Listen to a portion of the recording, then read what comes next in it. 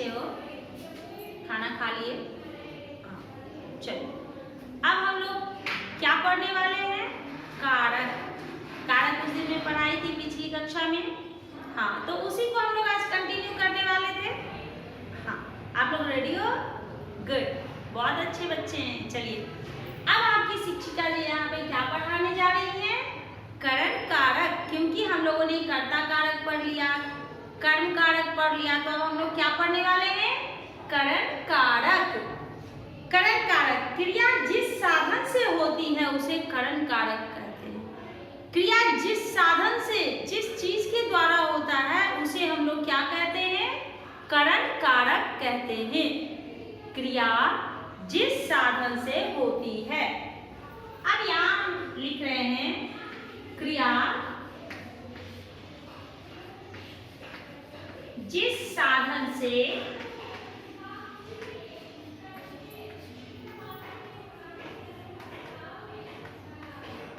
होती है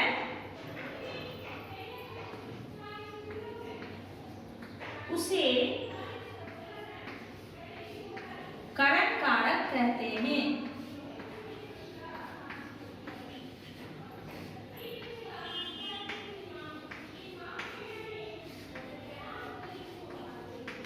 ठीक है, क्रिया जिस साधन से होती है उसे करण कारक कहते हैं। जैसे गुरुजी गाड़ी से आए हैं। गुरुजी गाड़ी से आए हैं। अब यहाँ पे मैं लिख रही हूं जैसे गुरुजी गाड़ी से आए हैं, है ना? गुरुजी गाड़ी से आए हैं, ये क्या हो गया?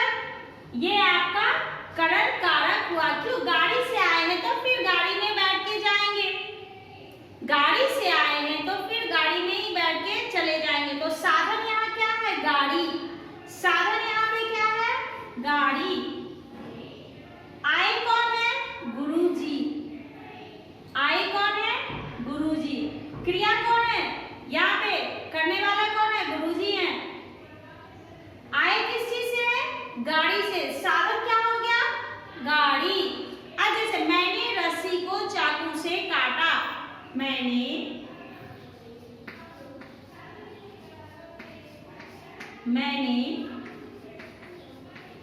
रस्सी को चाकू से काटा। ठीक है, मैंने रस्सी को चाकू से काटा। क्रिया कौन है? मैंने। क्रिया किसने किया? मैंने। जो काम किया, किसने काम किया? मैंने काम किया। संज्ञा या सर्वनाम? तो यहाँ पे नाम नहीं दिए, यहाँ पे डायरेक्ट सर्वनाम आया। मैंने किस चीज को काटा? रस्सी को काटा। किससे काटा? साधन क्या था? चाकू था। साधन क्या है यहाँ पे? चाकू। ठीक ना? यहाँ पे साधन क्या था? गाड़ी। और यहाँ पे साधन क्या है? चाकू। मैंने रस्सी को चाकू से काटा। ये क्या हो गया? करण कारक। ये क्या हो गया? करण कारक। समझ गए बच्चों? हाँ, चलिए अब मैं इसे मिटाती हूँ। अब हम लोग क्या पढ़ेंगे? करण कारक के बाद क्या है? श्रम प्रदान कारक।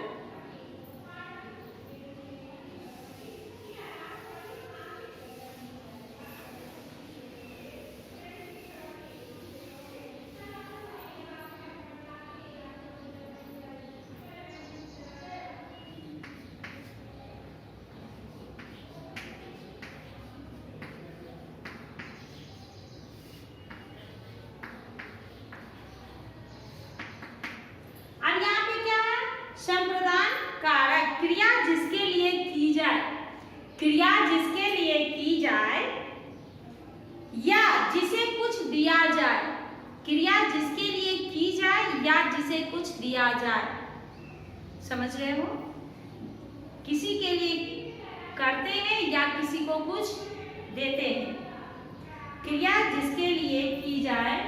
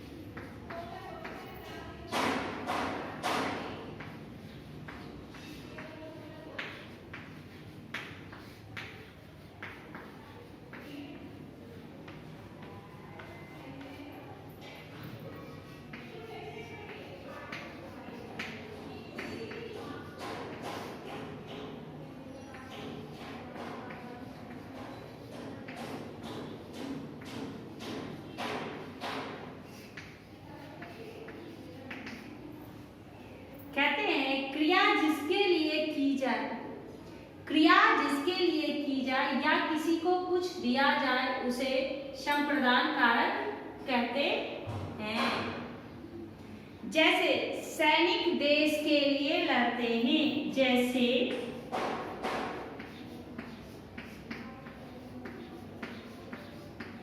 सैनिक देश के लिए लड़ते हैं। जैसे क्या है, सैनिक देश के लिए लड़ते हैं।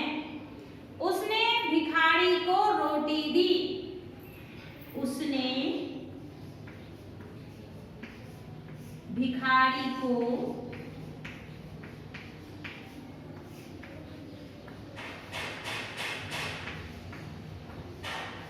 रोटी दी।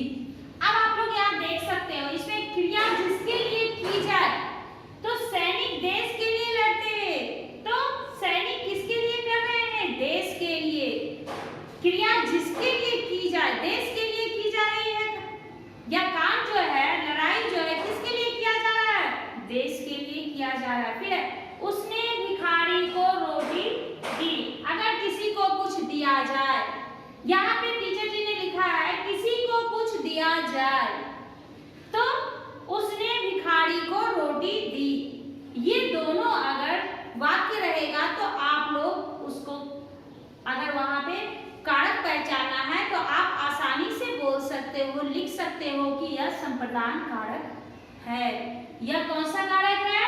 संप्रदान कारक। संप्रदान कारक में क्या क्या होता है? जल्दी से बोलिए।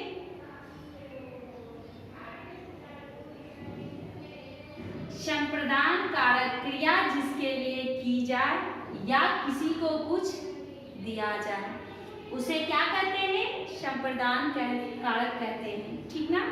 जैसे सैनिक देश के लिए लड़ते हैं, उसने भिखारी को रोटी दी। ये क्या है? संप्रदान कारक। अब हम लोग क्या पढ़ेंगे? आपादान कारक।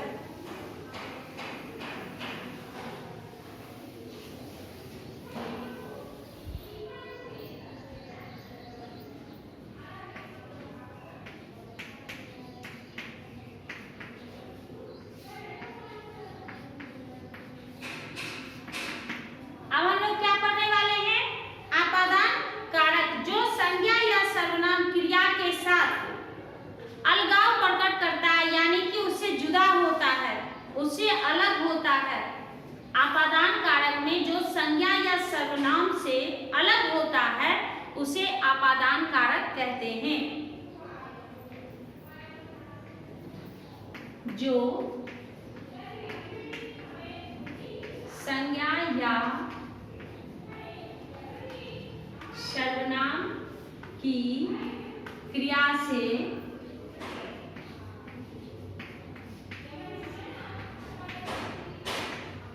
अलग होने का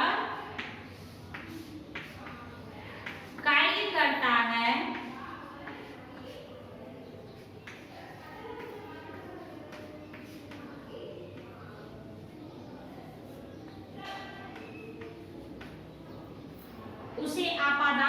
कारक कहते हैं।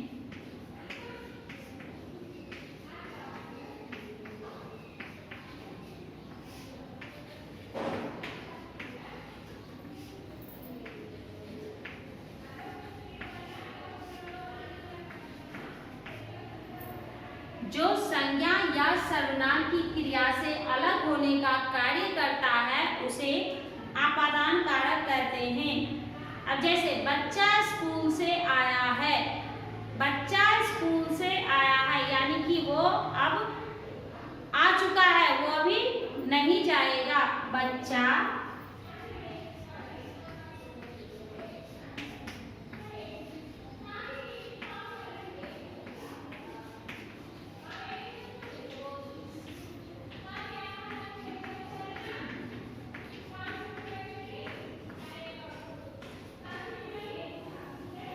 पेड़ से पत्ते गिरते हैं, पेड़ से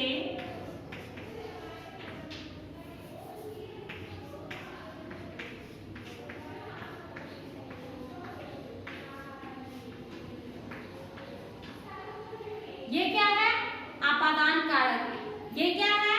आपादान कारक। बच्चा स्कूल से आया है, पेड़ से पत्ते गिरते हैं। पेड़ से पत्ते गिरने के बाद क्या वो फिर से उसमें लगेगा? आप कितनी भी कोशिश कर लीजिएगा तो वो उसमें नहीं जुड़ सकता है। तो ये क्या हो गया आपका? आपादान कारक। बच्चा स्कूल से आया है, बच्चा कहाँ से आया? स्कूल से आया। वो वहां तो रहेगा नहीं, वो आएगा फिर कल जाएगा। पेड़ से पत्ते गिरते हैं अलग होने का संकेत दे रहा है, तो ये आपादान कारक कहलाएगा। समझ में आया? आपादान कारक जो संज्ञा या सर्वनाम की क्रिया से अलग होने का कार्य करता है उसे आपादान कारक कहते हैं।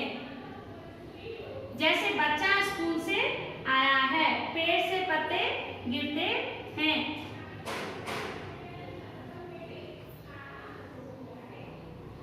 अब आगे है अधिकरण कारक। आपादान कारक के बाद क्या हो जाएगा? अधिकरण कारक। नंबर कौन सा है? 6। नंबर कौन सा है? 6। अधिकरण कारक। इसकी विभक्ति क्या है? चिन्ह क्या है? में, पर। अधिकरण कारक।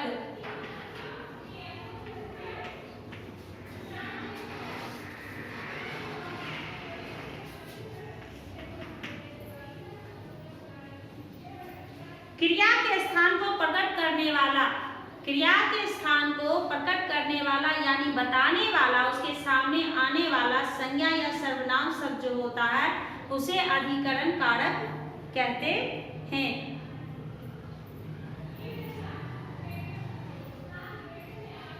क्रिया के स्थान को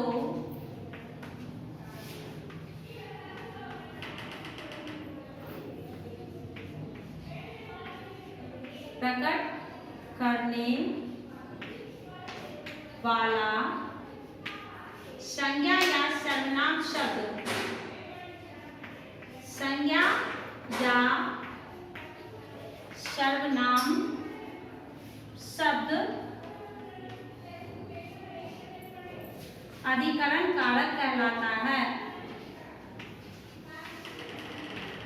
अधिकरण कारक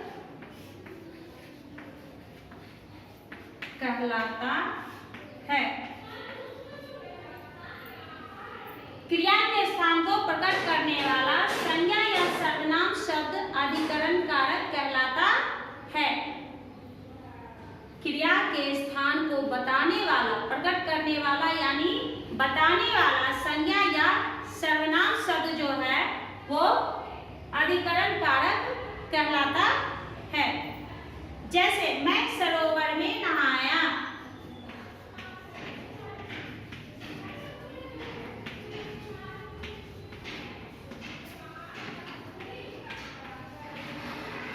जैसे मैं सरोवर में नहाया, जैसे मैं सरोवर में नहाया। गुरुजी कुर्सी पर बैठे हैं। गुरुजी कुर्सी पर बैठे हैं।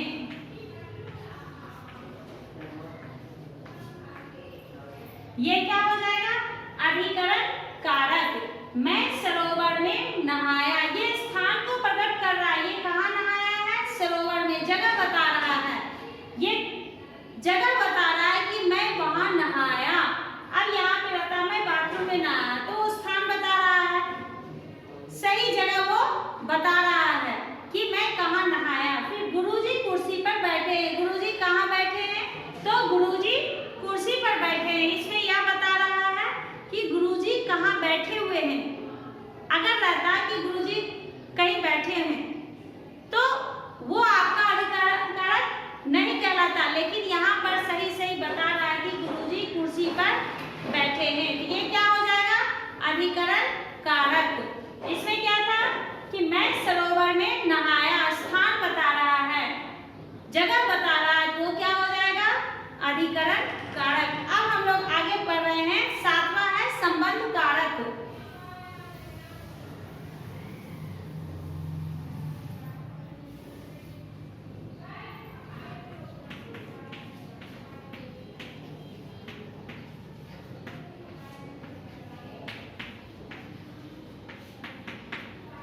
संबंध कारक में जो संज्ञा या सर्वनाम शब्द के किसी दूसरे संज्ञा या सर्वनाम के साथ संबंध प्रकट करता हो, एक दूसरे के साथ संबंध प्रकट करता हो,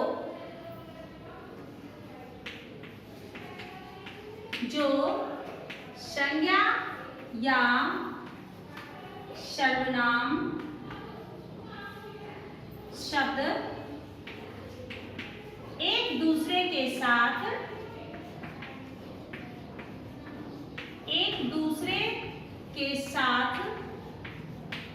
संबंध प्रकट करता हो, संबंध प्रकट करता हो, उसे संबंध कारक कहते हैं। संबंध कारक कहते हैं। जैसे अब यहाँ पे दिया गया संज्ञा और सर्वनाम के साथ संबंध प्रकट करना, तो इसमें क्या होगा? मेरा बेटा आपका कोट उठा ले गया। मेरा बेटा आपका कोट उठा ले गया। मेरा बेटा आपका कोट उठा ले गया। अब इसमें दोनों के बीच संबंध स्थापित किया जा रहा है, इसलिए इसे संबंध कारक कहते हैं। अब आप लोगों ने देखा कि सात कारक की जानकारी मैं आप लोगों को दे चुकी हूँ। बस एक ही बचा है संबोधन कारक, वो हम लोग जब अगली कक्षा में आएंगे तो उसके साथ मैं आपको दोहराऊंगी। ठीक है, केवल एक ही बचा हुआ है संबोधन। तो आज का होमवर्क आपका क्या रहा? Learn type. ठीक है, इसको आप लोग लिख करके रफ बुक में रखोगे।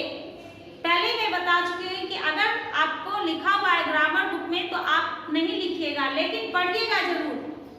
रफ बुक में आप लोग इसको लिख करके रखिए।